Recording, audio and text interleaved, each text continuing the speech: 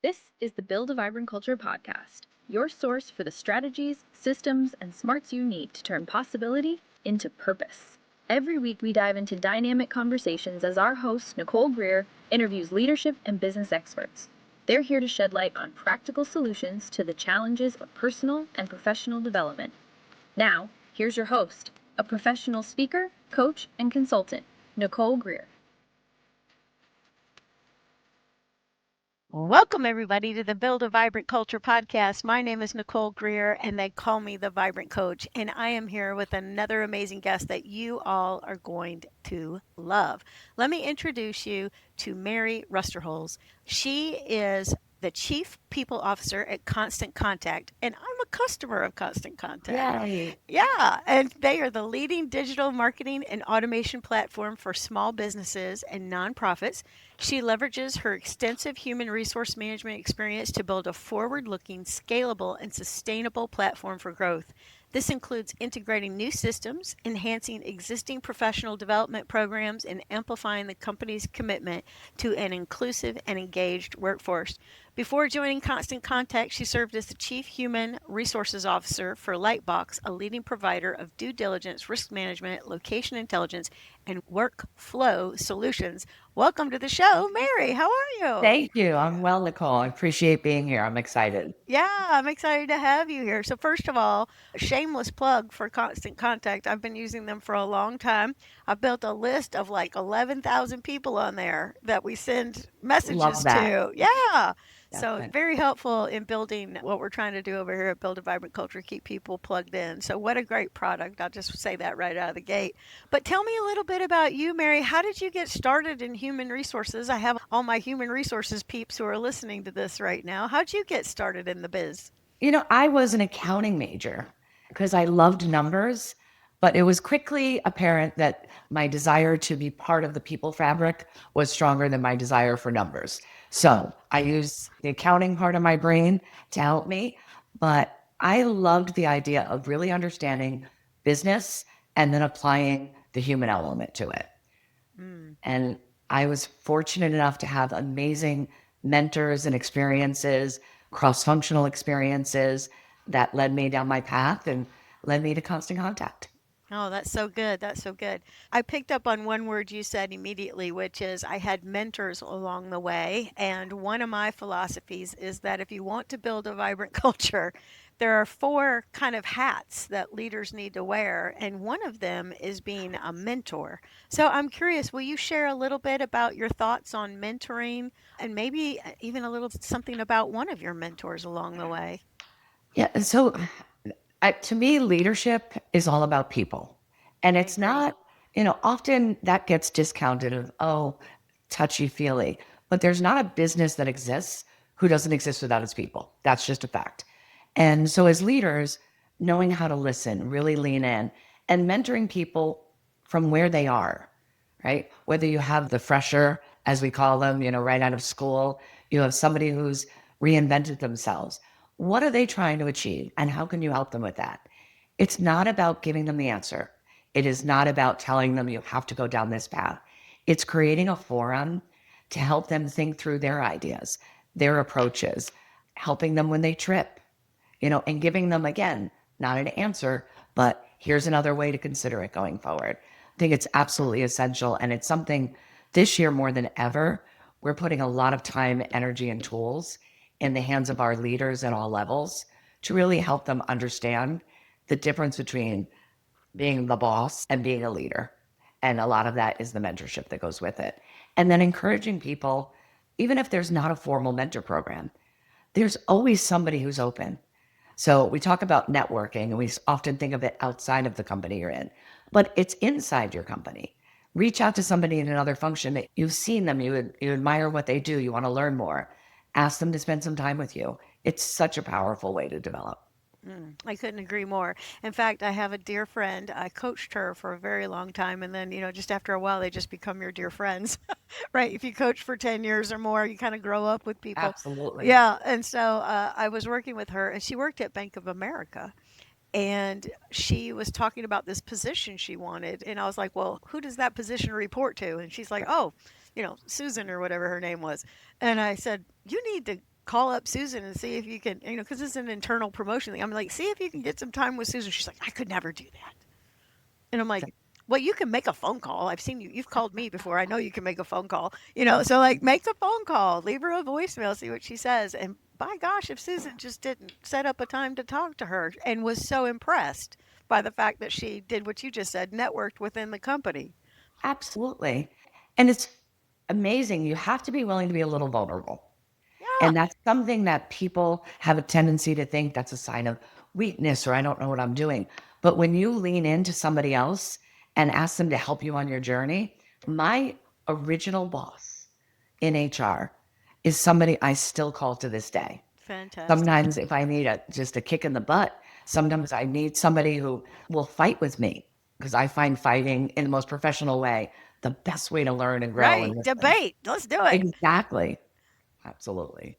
Oh, that's so good. That's so good. And the other thing I love about what you're saying is not burning bridges and keeping these people in your network for the long haul.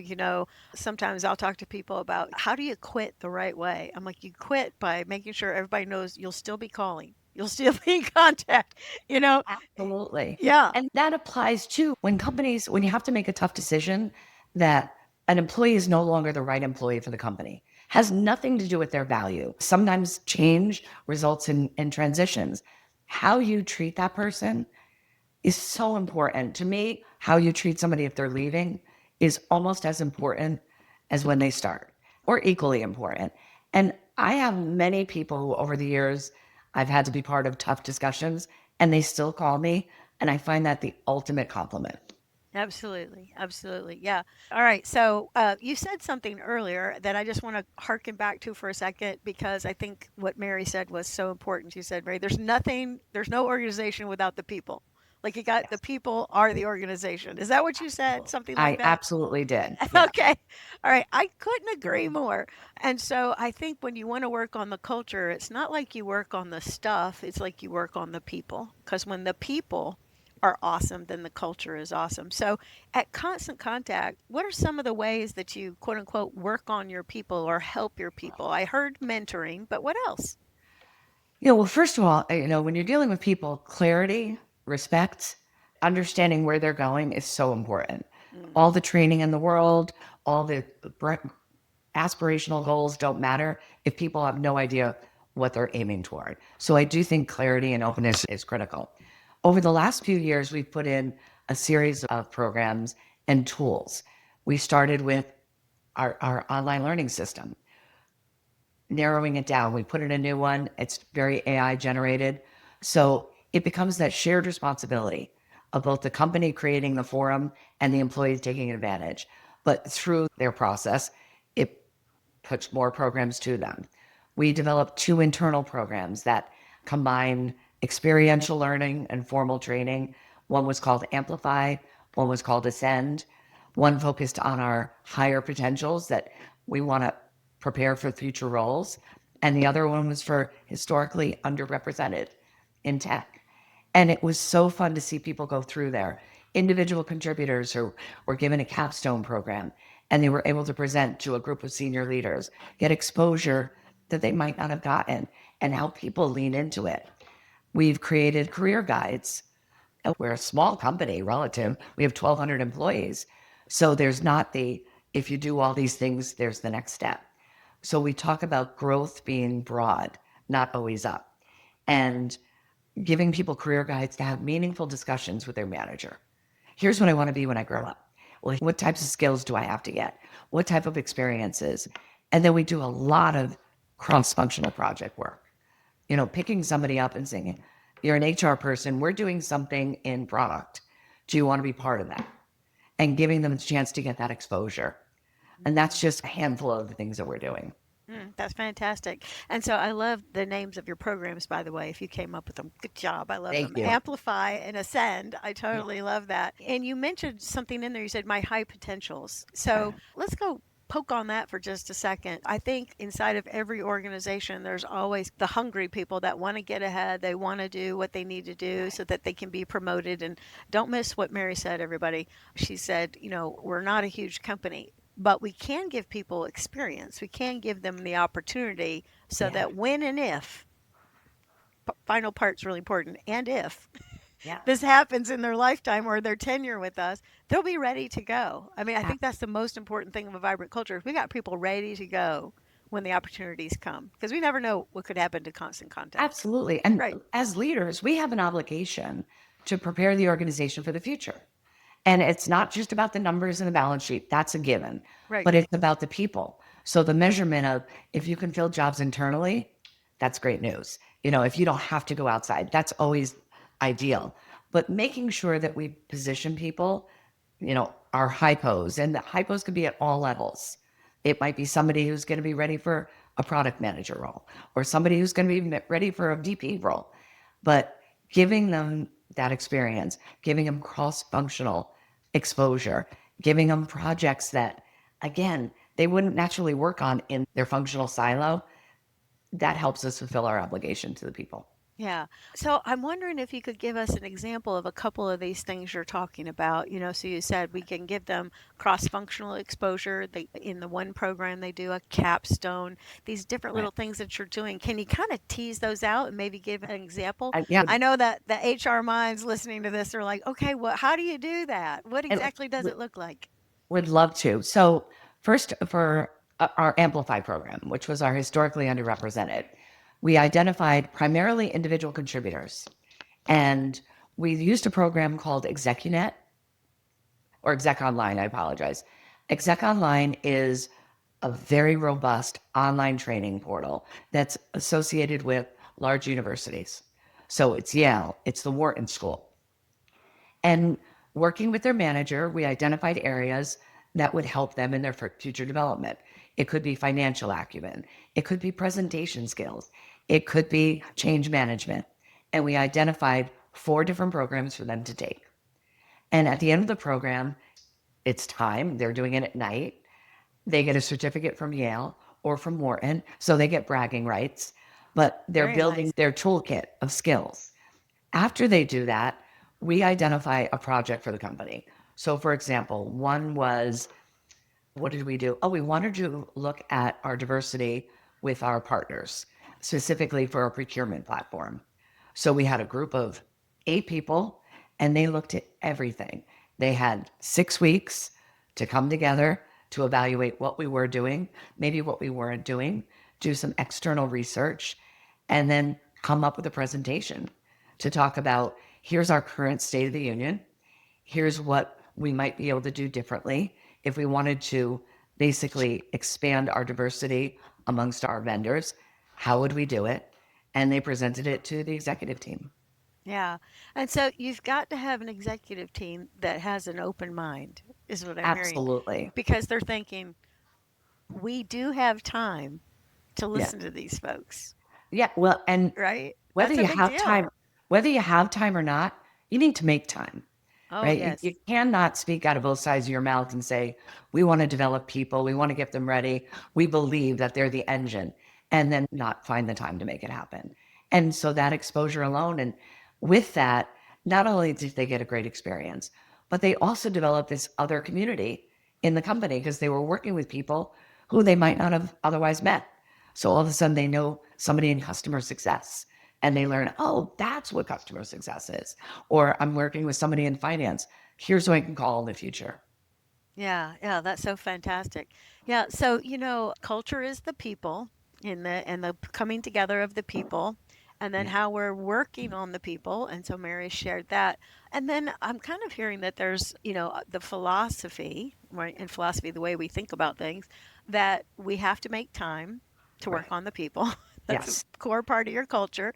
And then another thing is that we've got to provide them, the different aspects of learning.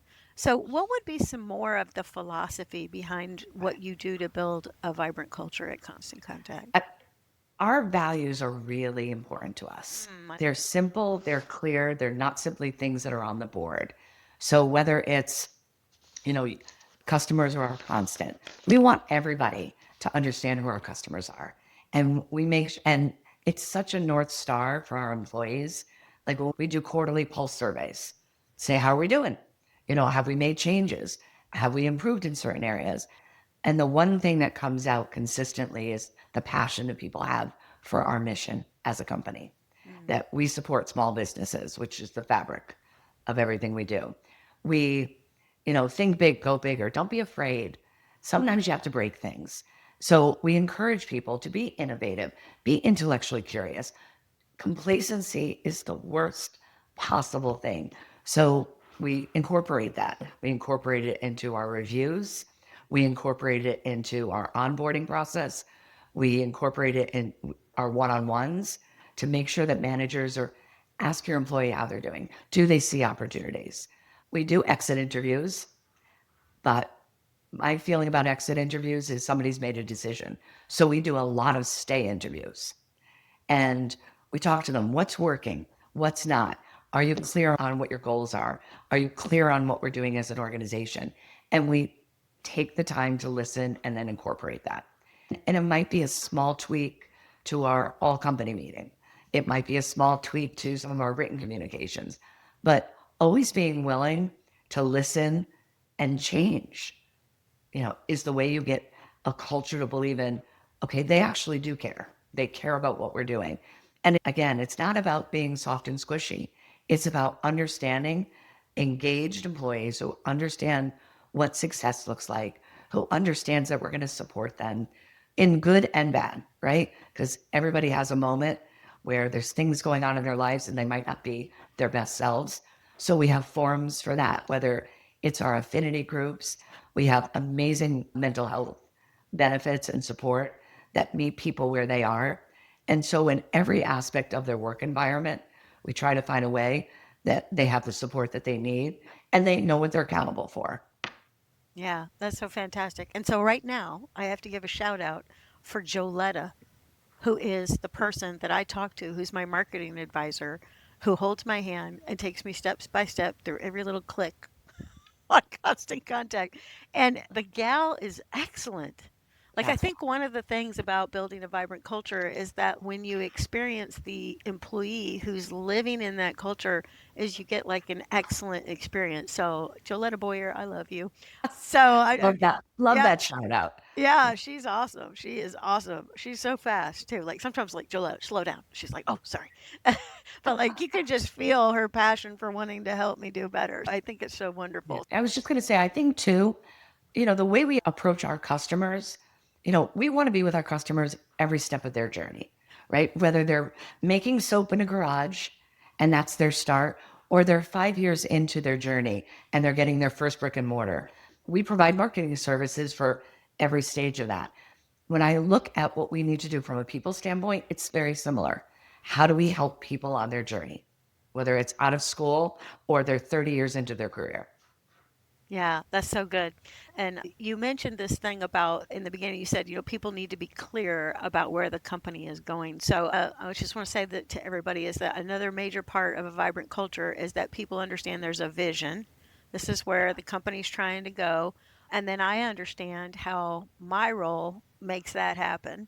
So I'm curious about, you mentioned mission. I'm also curious about vision. Will you talk about the mission and the vision of Constant Contact and how you Again, bring the the people mission is into it? very much to be the single source of marketing support for SMBs and nonprofits. We want to be that company that allows businesses like yourself to do what they do best, and we'll handle the marketing piece. Like, we want to be that partner. And the vision is to continually listen to the feedback, right? What is a customer saying? We can't develop products because we think they're cool. We have to develop products and tools that customers say, I need help with this. That's the way we should be doing it. Our employees need to understand that. And so we have multiple areas of communication that we use that for, whether it's our Slack channels, whether it's our monthly all company meeting, whether it's our monthly managers meeting, our weekly communications that we use our product for that we're excited about. And then we translate that into goals, right? Like, if an employee doesn't know what he or she is supposed to be focused on, Hmm. nobody can be surprised when the results might not yield what one wanted. So during our annual review process, that we talk about the goals, but it's not an annual review process, right? You start with the company. It's a 90-day onboarding where we check in. We make sure your goals are set, both the hard ones as well as the competencies that we look for. We check in again. We have their manager check in. And then quarterly, we look at how are we doing? Yeah. Are we meeting our goals? Have things changed? Do we need to adapt? Is somebody struggling? How do we lean in and provide them direction? Yeah. So it's not a moment in time. It has to be a process, an ongoing journey. Yeah, it's systemic, right? You got to have a system in place. And Absolutely. what you're talking about, I would call employee performance management. How do you guys phrase it at Constant Contact? I would call it performance management as well. And I try to get away from it being like that annual event that anybody who's ever done a review hates, right? Whether you're receiving it or writing it, nobody gets excited. So when you make it part of a process and a whole system, it becomes less onerous. It becomes like, oh, now I get it. Like Mary's doing better because we sat down and we reviewed our goals again. That's right. And, I really think in terms of a culture, I think about like a culture inside of my town, my city, my state, that kind of thing. The most important relationships are with like the people who are in my nucleus, right? So, like the relationship with parents or with a spouse or something like that. And it's analogous to like having a really great relationship with your manager. Mary, you've seen all the stuff from SHRM, Society for Human Resource Management, where people are like, oh, employee engagement is way off. Right. I mean, I believe that performance management is the cure all almost to employee engagement problems. What do you think? I think performance management done well definitely enables engagement, no Yeah. question. Yet, if the behavior surrounding the day to day interactions does not reflect the same, that's when you get into trouble. If a manager simply goes through, I follow the process, I do what I'm told to do, Yeah. but he or she doesn't take the time to just lean in and day out, check in, make sure that the clarity is there. Empathy, when people are going through crazy times, that's when it goes a little awry. And we've been lucky. We have a very high level of engagement, but we have ebbs and flows. We've had the tough lessons where we've done some changes and we thought we were brilliant. And we realized, oh, maybe we did this really well, but we could have done this a little bit better. The willingness to change and acknowledge that is what makes the difference. Right. Some Leaders, humility from the top. Yeah. exactly, leaders who believe they've got all the right answers, shame on them, right? All of us have to know I've always got an opportunity to learn from somebody. And we take that seriously and we incorporate it into the way we work. So good. Are you ready to build your vibrant culture? Bring Nicole Greer to speak to your leadership team, conference, or organization to help them with their strategies, systems, and smarts to increase clarity, accountability, energy, and results. Your organization will get lit from within. Email her at nicole@vibrantculture.com and be sure to check out Nicole's TEDx talk at vibrantculture.com. And so another thing I just want to highlight, because Mary's a pro and she's just whipping this stuff out, but she also talked about this thing called the employee life cycle. So whenever I'm working with an organization, a lot of times they don't have the handle on the life cycle. So we attract this person to Constant Contact, we go through the recruiting process, we onboard, we orientate. The onboarding, I think, it's not a day. That's orientation, Exactly. right? Onboarding is this thing that's long time. You said 90 days, I think, right? And then the stay interviews and the training and everything in between. So what's the life cycle like for somebody that joins Constant Contact? How have you guys made that beautiful for people? So obviously the recruiting process itself is really important. So how they're treated during that, even if they don't get a role, because you never know, they might be right for a future role. That's is exactly important. right. So we work hard to make sure that people get responses in a timely manner. And that's always a challenge, especially in a market where sometimes you'll get thousands of resumes, but we work hard at doing that. Once an employee has accepted their offer, we send them a little welcome gift, which is a box of stuff just to remind them they're coming and we're excited about Oh, it. what's in the box? Oh, we all want It- to know what to put in our box. a coffee mug, it could be a hat, it could be shirts, mouse pad, various items. And then a couple days before they start, we reach out. HR reaches out as well as the manager reaches out. They get a bunch of links through Workday that they have to fill out so we can pay them. And they They go through always all fill that. those out. Yes. And then day one, they have both an IT orientation to make sure that they know this is your computer, this is how you get into it. And since we have a hybrid workforce, often it's, on a Google call. So making sure everybody starts from day one, turn on your camera. Like, let us see you and say hi to you. Let That's us right. walk you through. IT orientation is followed by a company orientation. This is who we are. This is a bit of our history. Here's our structure as an organization. HR tools that are available to you within reason. We don't try to give them everything in that first meeting because if you do, people's heads are spinning and they remember nothing. So we spend a little time, even with their orientation class, making sure they know who each other are because that becomes their graduating class and a person they can call and say, I know they told me this, but I have no idea what they said. And then each week, there's something else. It might be the introduction to Skillsoft, our online training portal. It might be an introduction to our Slack channels. Here's all our affinity groups, please. And then the affinity groups will welcome people so that they get that ongoing feeling of, yes, I'm new, but I don't feel like I'm on an island. And Love then it. the manager is expected to finalize and discuss goals. They're probably going to have 30-day goals, and then they're going to have their set goals Hmm. just to make sure that they're ready to rock. So good, so good. All right, so you've mentioned like a couple of times now affinity groups, and so I love the word affinity. It means like I care about you, I love you, you're like-minded, like you're with me or whatever. So tell us a little bit about your affinity groups. How did they get started? What might be a couple of them, and do you have like a success story from putting that in place? Because I know that a lot of organizations they have to typically be larger to get that because you need like this massive people so that you can have people at your different meetings, but you've got 1,200 employees, you're pulling this off. How are you doing that? I would love to say that I was the mastermind behind creating them, but I Oh, was. well, you They can't were do it here all, when I got Mary. here. Yet at the same time, I just love the energy that they have. We've got our impact group, we've got, our pride group, we have our veterans group, we have our parents group, we have 10 active affinity group, our veterans group. And what's wonderful is we don't try to run it because I would never be as good as the champions who step in from the Oh, I employee love base that to language. run them. And they're given a budget, so they have an opportunity to run events. Veterans Day is always one of the favorites because employees send in, people who served in their family. Could be a dad or a grandfather or a child. And they put together a most remarkable presentation and send it out for everybody to see. And it's an opportunity to celebrate those people that are important to them. Our disability group, our ability, I like to call them, they share stories of things that are going on, things that they've tried.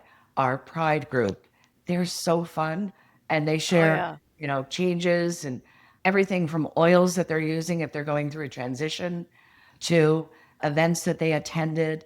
Most recently, they set up a great speaker and we had over 150 people attend, just to learn more. And that's what the affinity groups are all about.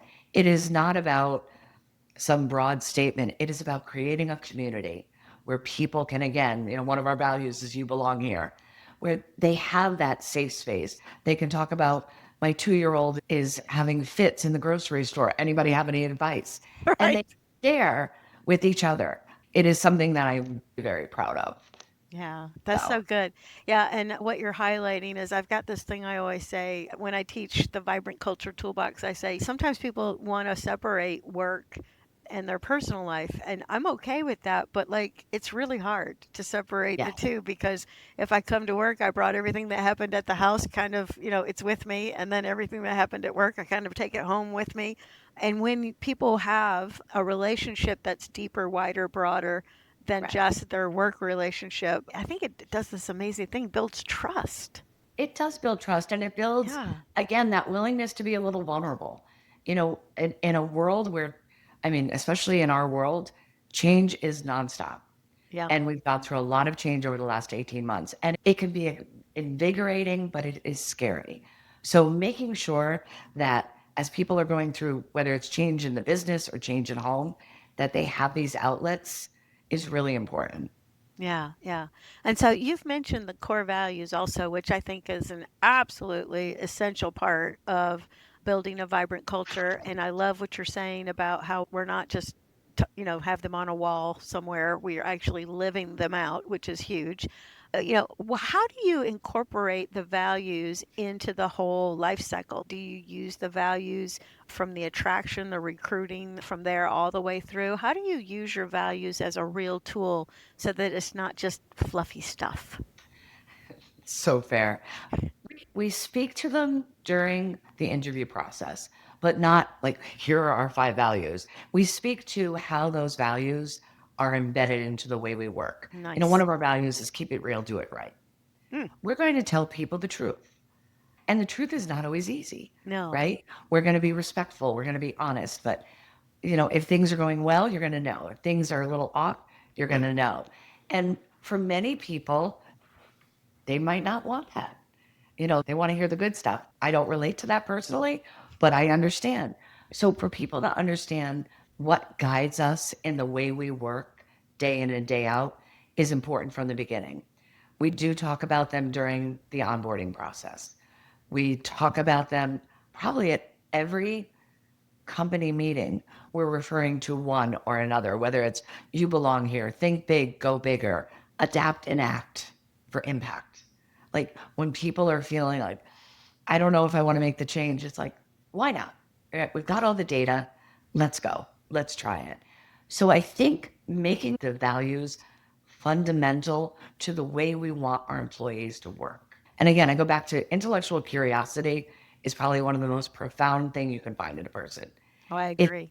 their willingness to challenge, to think, to learn, to change. And those come out in the way that we embrace our values. That's And so it's good. top down, bottom up, side to side. It is not a, you know, one size fits all. Everybody kind of brings it all. Yeah. And I love what you're saying. I think there's nothing worse than having a list of core values and there's like some hypocrisy in them. For example, the most overused core value of all time, excellence, something like that, right? And so I'm all about excellence, but then my gosh, the folks at the top, they've got to be excellent. We've got to hold people accountable for excellence. So it's got to really be the thread that Right. goes through the whole fabric. I agree. Right. And we have, we are lucky enough. We have a CEO who is a continuous learner in everything he does. So he's always challenging to make sure we're reading things, that we're thinking I differently. love that. He makes the time. Is the first thing that he will say is, we're in the business of people. Yes, we have a business to run. We have numbers to hit. But unless we do it by developing our team and making sure we have the right people in the right seats and the team that he hires and it, I was going to say encourages us, mandates that we think about day in and day out, which is what excites me in my role, is let's find the right people, right?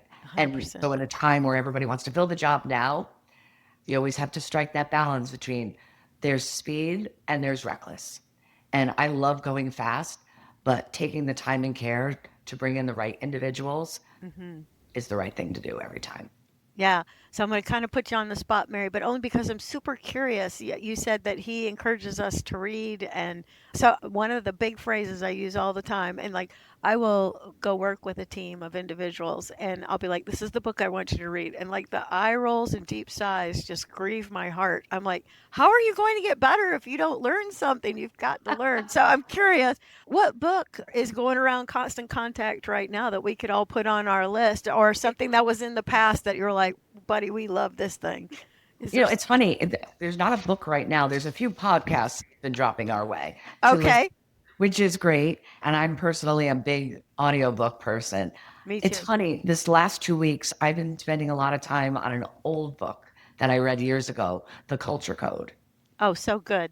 It really is. And just again, the whole idea of safety, vulnerability, purpose, and reminding people. And I've gone back to that because in times of change, again, simplicity and clarity is so powerful.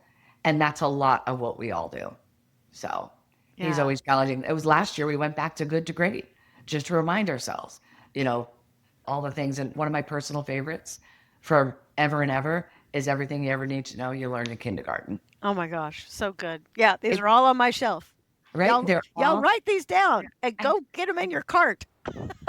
because the idea of if you treat people like adults, if you give them flexibility and clarity, they rise to the occasion. Yeah, they do.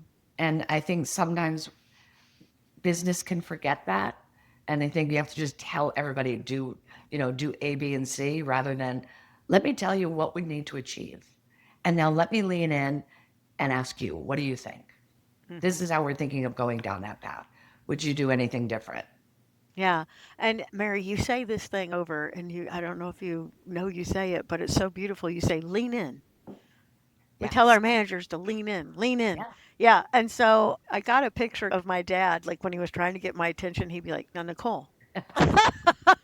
And he would come real close, almost forehead to forehead with me. And I'd be like, yes, sir. But it was like he wanted to make sure I was getting it. And he loved me enough to like get my attention. So when you say lean in, can you tease that apart a little bit? What does that look like when a manager leans in or you as a company lean Right. in? What does that I mean? think it means you Yeah. listen to the feedback, you stay open, you stay grounded in the values. You're flexible enough, not flexible to break everything. And it is. I do say lean in a lot because I in love my it. head it is that talk to me, tell me what's going on. Yeah, How do yeah. we fix this? And I always go back to in the middle of crazy, ask the question, what are we solving for? Very simply, and then stop talking and listen to what people say. So I Yeah. think that's absolutely essential. Yeah. And that's the advice I give leaders. You know, be okay with humility. Recognize you don't have all the answers. Surround yourself with people who are smarter than you and better at things than you are. Oh, that's Uh, good. and that's how you succeed. That's how everybody succeeds. That's so good. I love it. Yeah. And so, one more thing I want to ask you about. You've mentioned that you have everybody in the company on a call.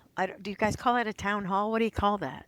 We call it an all company meeting. All And company meeting. Okay. we do it every month. It's an opportunity, and that's a great example of that has evolved over over the quarters and the years. It's now half and half. It's half is content, half is just open Q&A. And it's an opportunity to say, here's how we're doing on our business metrics. Here's an update on maybe one or two fun things that are going on, big initiatives that you might have heard about. We want to give you a bit more clarity. And then it's open forum. Yeah. Like, And what's on your mind? so isn't that so lovely that you know that like once a month you're going to have an opportunity to speak up and to ask the questions you need. And it goes back to what Mary said. Y'all don't miss this. She keeps saying clarity as well. People are clear, and when people are clear, something comes their direction and are like, "Oh, I know what to do with that." Right. Because of the clarity that I have. But it's when I don't have clarity, I'm like, I'm not sure what to do. And so stuff gets stalled and stuck and not happening. I just love this. Yeah. And I think people can often think when you say clear, there's an assumption of everything is neat and clean and the playbook is all written. That is not the case. That means more specifically when things are changing, evolving, you're buying a new company, you're launching a new product, you're implementing a new system, making sure people understand what we're doing, why we're doing it, the benefit, and the role they play. It's just that tiny bit of time to bring it all together allows people to spend their energy on working up toward it rather than obsessing about it. That's so good. Yeah. And don't miss that because what I just heard you say is that, like, at least we're telling you where we're going. We're not sure how to get there. We've never done this before. But just so you're clear, make a choice that gets us over there. Absolutely. Yeah. And as we have more clarity, we're committed. You're going to know. Right. Right, right, So, 100%. Yeah, okay. So I want to talk a little bit more about communication. So there's where they have everybody come together. I love that it's a hybrid and it's an update. And I think too, people they get that peace of mind or the psychological safety that's in culture code because we're sharing how the company is doing. Yes. And like you said in the very beginning of this podcast, as you said, we want to tell people what the good, the bad, the ugly, everything in between. We just want the clarity. So there it is again. So you have that, and then what is kind of the cascading effect or the requirements of communication and constant contact? Because don't miss the name, constant contact. Exactly. Communication is a huge part of the culture. How else do you guys embed your culture in the communication? So a few ways. We also have a monthly manager meeting Nice. and a monthly director and above meeting. It's on the same day, and that's a forum to do some micro trainings. Maybe there's some new things coming out. If we're doing an acquisition or there's a change in a product, it's a smaller audience to make sure that the managers and leaders are prepared for Hmm. any questions they might get from their team. Hmm. We are bullish on one-on-ones. Oh, You say it again, Mary. Say it again. bullish on one-on-ones. And the one-on-one is not for you to just throw up on your employees and say, I need this and this. It really is about that employee having a forum with you. Hmm. If you have a lot of employees, even if it's 15 minutes every week, every other week, if it's a skip level and it's once a month, but creating that forum to give an employee the chance to say, here's what I'm doing, here's where I could use your help, it's really important. So those are more the formals. And then, of course, there's just the team meetings. Like I have an expectation that my team meets every month, very specific to the functional areas. And we invite guest speakers in. So again, you guys want to know what's going on in customer success? Joining us today is Jamie Self, who runs our customer success organization. So So good. to really drive education. Yeah, so don't miss that. That just cuts that whole silo thing apart, right? When I have the customer service leader come over and talk to the HR team or and vice versa, right? So beautiful. It sounds like you guys have a serious intention to build a vibrant culture and then also give it attention. I think you got to have both the intention and the attention. So a lot of times people talk culture, but they're not really doing anything. Yeah, and listen, when we get feedback and the pulse surveys allow us to better understand if we have groups that maybe they're falling off in terms of the frequency or the content, great, we lean in. How do we help? What do you need? The HR business partners can work with them. How do we get this back on track? Do you need my help with setting up some follow-ups or some guests? It's an opportunity to, again, realign them, and it's appreciated. I bet. That's so good. Yeah. So if you were going to name the culture at Constant Contact, you're going to give it a little moniker.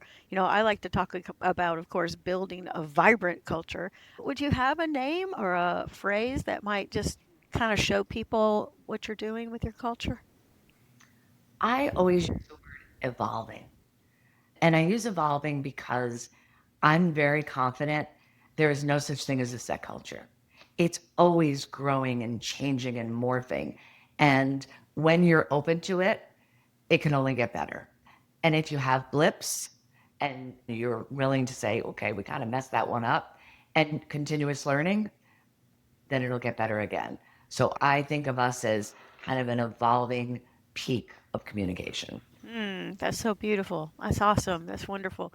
Well, we are at the end of this podcast, and it just flew by because I just feel like Mary's my sister from another mother or something. We're just culture HR chicks from the way back. So I'm curious, is there one more nugget? Like maybe I haven't asked you a question and you're like, dang, she didn't ask me the right question so I could tell them this about culture or tell them this about constant contact. Is there a thing in particular you'd like to share? Make sure everybody gets it? I mean, obviously, from a constant contact standpoint, I just love the fact that you're a customer and everything we do is rooted in what our customers need.